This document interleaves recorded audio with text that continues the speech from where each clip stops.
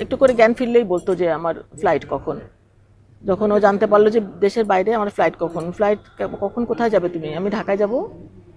তো আমি বলতাম তখন যে এরকম, মানে আমি শুধু কবে যাব কবে যাব, কিন্তু বলতাম তুমি এখন পরিপূর্ণভাবে হাঁটতে পারলে আমরা ইনশাল্লাহ তাড়াতাড়ি চলে যাব। সকলের দোয়ায়, আল্লাহর অশেষ রহমতে মির্জা আব্বাস মৃত্যুর দোয়ার থেকে ফিরে এসেছেন, এবং আপনাদের সকলের দোয়া আল্লাহর রহমতে একটু একটু করে সুস্থ হয়ে উঠছেন, এবং অনেকটাই সুস্থ এখন। এখনও তার ফিজিওথেরাপি চলছে।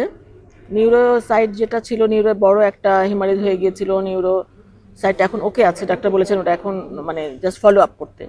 এখন ফিজিওটা দরকার ওর। তো ফিজিওর জন্য আমরা এই মালয়েশিয়াতে প্রিন্স কোর্ট হসপিটালে আছি, এবং ফিজিওটা রেগুলার চলছে, আলহামদুলিল্লাহ ভালোই চলছে, এবং ধীরে ধীরে উনি ফিজিওটাও রিকভার করছেন, সুস্থ হয়ে উঠছেন। আশা করছি আপনাদের সকলের এইভাবে দোয়া অব্যাহত থাকলে, এই যে হাজার হাজার লক্ষ লক্ষ মানুষের দোয়া এবং আল্লাহ তাআলার অশেষ রহমতে খুব তাড়াতাড়ি মির্জা আব্বাস সুস্থ হয়ে উঠবেন পুরোপুরি, এবং ইনশাল্লাহ আমরা খুব তাড়াতাড়ি দেশে ফিরে আসতে পারবো। মির্জা আব্বাস উদ্দিন আহমেদ, তিনি দীর্ঘদিন সিঙ্গাপুরে ট্রিটমেন্ট করার পর তিনি মালয়েশিয়াতে এসেছেন। তো মালয়েশিয়াতে এসেছেন উনি প্রায় 3 সপ্তাহের অধিক হয়ে গেছেন।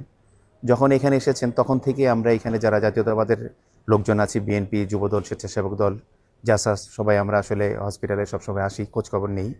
তো প্রথম থেকে ওনাকে যেরকম দেখেছিলাম তার থেকে অনেক উন্নত হয়েছে। এখানকার ফিজিওথেরাপির চিকিৎসা চলছে।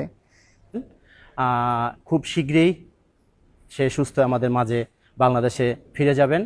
আমাদের জনতার মেয়র, সাবেক মন্ত্রী, এলাকার বিশিষ্ট ব্যক্তি যারা আমাদের ঢাকার মেয়র, আমাদের ঢাকার জনতার মেয়র হিসেবে যারা আমরা চিনি, আমাদের সেই মির্জা আব্বাস ভাইয়ের জন্য আপনারা দেশবাসীর কাছে দোয়া চাই যেন অতি দ্রুত সে আবার আমাদের মাঝে যেতে পারেন, আমাদের সাথে মিশতে পারেন, আমাদের জাতীয় সংসদে যে আমাদের জনগণের জন্য সে আগের স্বরূপে ফিরে আসবেন, এটি আমার আপনাদের কাছে কামনা।